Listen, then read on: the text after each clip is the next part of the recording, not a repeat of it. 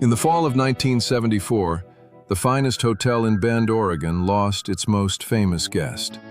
There was no scandal, no headline, no press conference.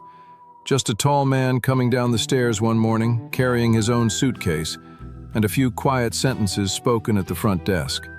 Sentences that made a hotel manager stare at his own shoes. One photograph of that moment exists.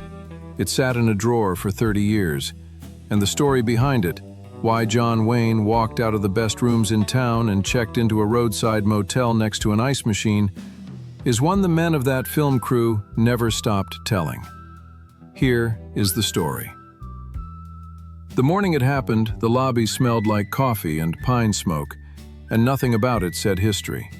The receptionist saw him first, John Wayne, coming down the big timber staircase with his own leather suitcase in his hand. No bellhop, no assistant. He set the case down at the desk, took out his room key, and laid it on the counter. "Close it out, son." The receptionist was maybe 22 years old, and for a moment he simply did not understand the words. Stars did not check out. Stars especially did not check out 3 weeks early, in the middle of a picture, holding their own luggage. Is something wrong with the room, Mr. Wayne?" "Room's fine." Somewhere behind the desk, a staff door opened and closed in a hurry. Word was already running for the manager. And over by the window, a young man from the local paper, who had spent every morning of that week nursing free coffee in the lobby, hoping some bored movie person might give him a quote, quietly reached for the camera bag at his feet. The manager arrived 30 seconds later, silver-haired and smooth, adjusting his jacket as he came. "Mr. Wayne, surely whatever this is, we can resolve it." "We're past resolving," Wayne said, and his voice never rose once. "Now I'll tell you exactly why I'm standing here." To understand what he said next, and why a photograph of it spent 30 years in a drawer, you have to go back 6 days. Real quick, drop your state in the comments. I love seeing where all of you are watching from. In the fall of 1974, the Rooster Cogburn Company came to Bend, Oregon. Mountain country, pine forests, river canyons. Wayne was 67 years old, working on one lung, still carrying a picture on his shoulders the way other men carry a lunch pail. The production did what big productions did. It rented the finest hotel in town, the whole house, every room, plus breakfast and dinner for the entire company, all on the picture's account. Lunch was catering trucks out at the location, but evenings, everybody came home to the same dining room. Stars, director, drivers, wranglers, grips. One long, noisy family at the end of every working day. There was just one wrinkle. The company ran bigger than the hotel.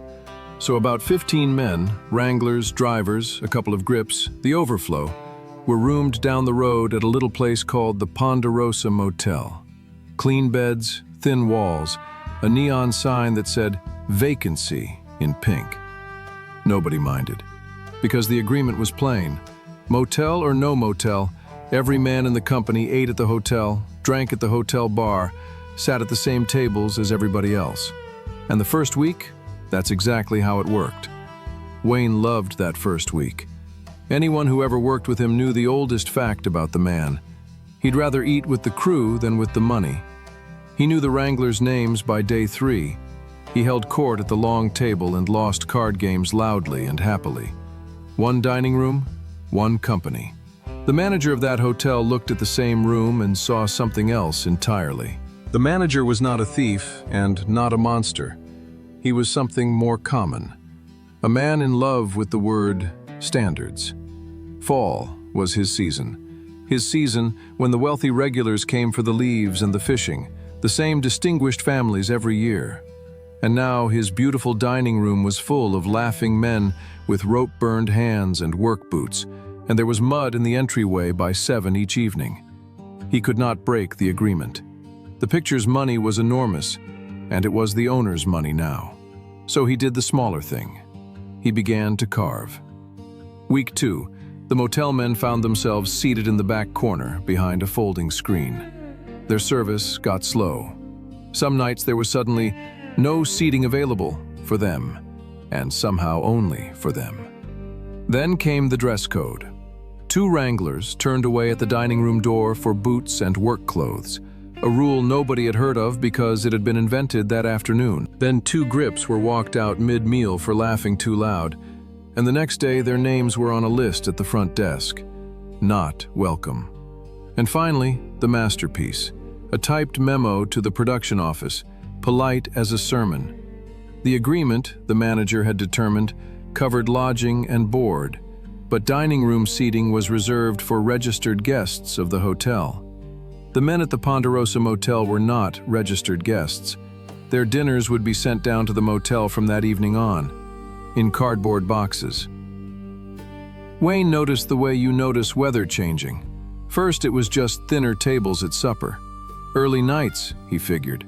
Men get tired in week 3. Then his stunt double didn't show. Hank had been falling off horses for John Wayne for 30 years. 3 decades of taking the hits so Duke could take the bow.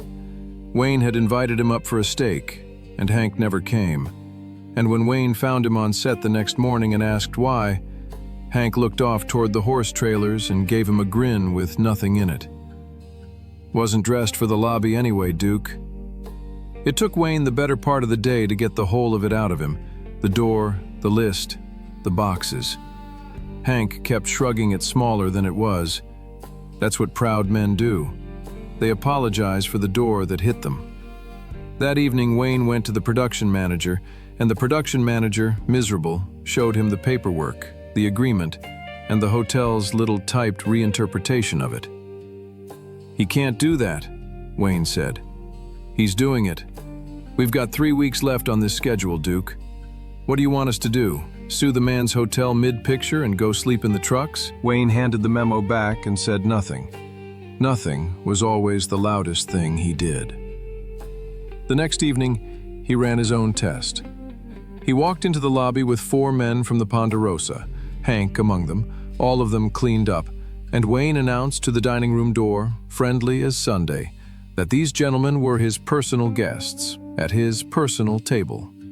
The manager himself came to the door, and with the whole room listening, he smiled the smile of a man hiding behind a rule book.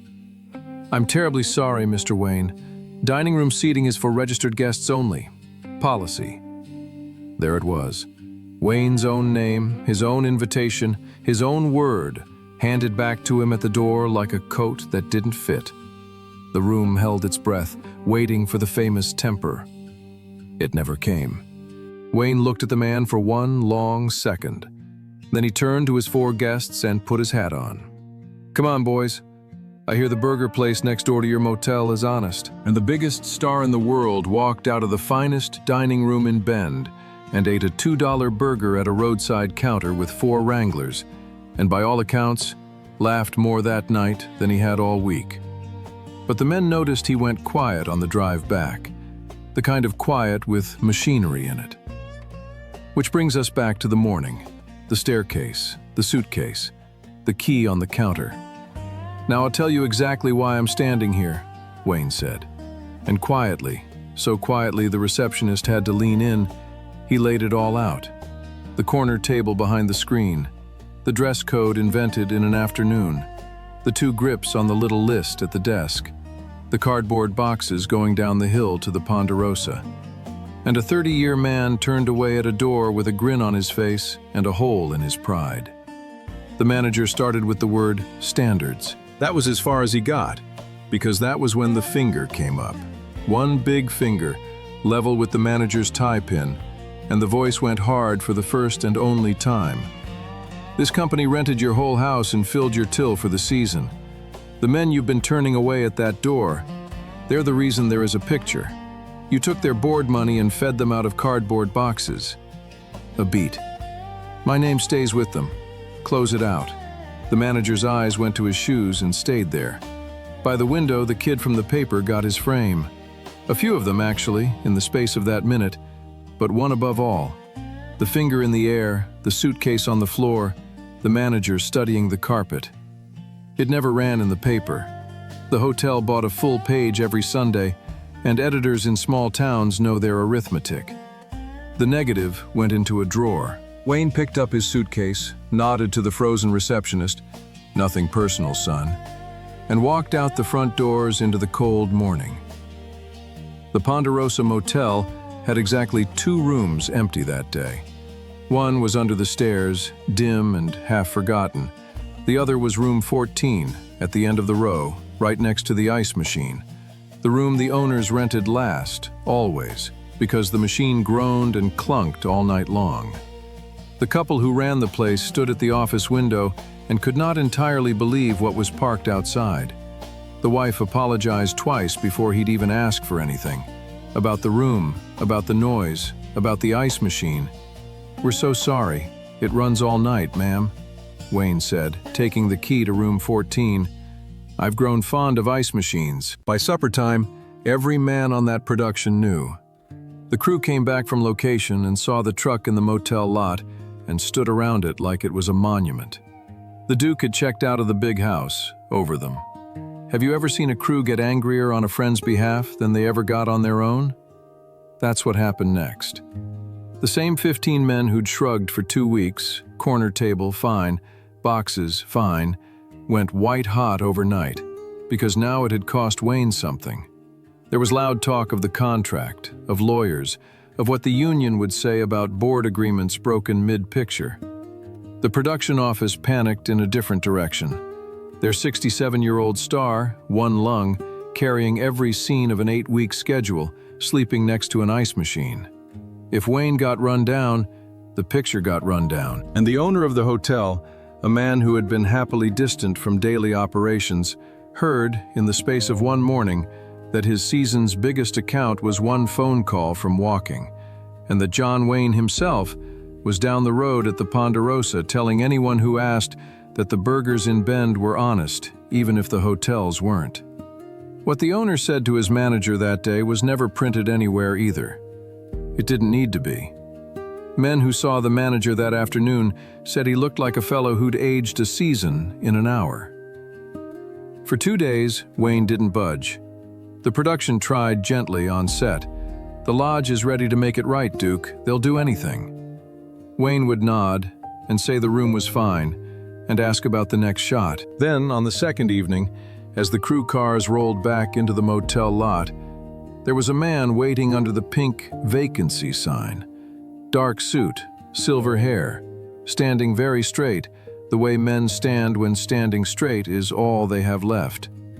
Wayne got out of the truck, looked at him, and headed for room 14. "Mr. Wayne, 5 minutes." It took more than 5. Nobody heard all of it. The two of them stood apart from everyone, by the ice machine of all places. But the shape of it came out later. The manager didn't hide behind the word standards anymore. He spoke plainly about what he stood to lose, which was everything, and what he was prepared to promise, which was anything. And Wayne gave him the terms in one sentence, the sentence the crew would quote for the next 40 years. "You take all of us, or you take none of us." Everything went back, and it went back in writing. The whole company, motel men included, front door, same dining room, same tables, same menu. The screen came down from the corner. The little list at the front desk disappeared. The dress code died the same quiet death it was born by. The next morning, Wayne carried his own suitcase back up the lodge steps and made a point of holding the front door open for 2 wranglers in work boots on the way in. There was one last piece, and it's the piece the men loved to tell most. The hotel, in its remorse, freed up the 4 rooms it had been holding back for its autumn regulars and offered them to the motel group, an upgrade on the house. The 15 men of the Ponderosa turned it around in about a minute. 4 rooms wouldn't hold 15 men, and they'd been through it together, and the Ponderosa suited them fine. The beds were good, and the burgers next door were honest. They'd keep their motel, thanks. They took the dining room and the bar and left the Velvet. So for the last weeks of that picture, the finest dining room in Bend, Oregon, looked the way John Wayne always thought a company should look. Stars and drivers and wranglers and 1 relieved receptionist's worth of staff, all in one loud room, boots and all. And every evening, when the meal broke up, 15 men drove 10 minutes down the hill and slept at a roadside motel by choice, which is a different thing entirely than sleeping there by a memo. Wayne finished the picture. It came out the next year, him and Katharine Hepburn, and did just fine. He never spoke about that morning in the lobby, not once. The story lived the way the best ones do, in the crew, told over card tables and tailgates for decades, getting no bigger because it didn't need to. And the photograph? A local photographer's files gave up one frame many years later. A tall man with his finger in the air, a suitcase on the floor, and a hotel manager looking at his shoes. You're looking at it right now. They say the measure of a man is what he does with the best room in the house. John Wayne checked out of it because 15 men who worked for him were eating supper out of cardboard boxes. He was that kind of man. If you rode out with him, he did not leave you on the trail. Not for comfort, not for velvet, not for anything. If this story reached you, do me a favor. Share it with somebody who's ever stuck by their crew when it cost them something. And if you haven't subscribed yet, hit that button. There are more Duke stories coming. Oh, and one last thing. For our viewers who love the old days, my friend Henry's channel is waiting at the top of the description. The old America, the way it looked, the way it felt. Pay him a visit after this one. As you know, they don't make men like John Wayne anymore.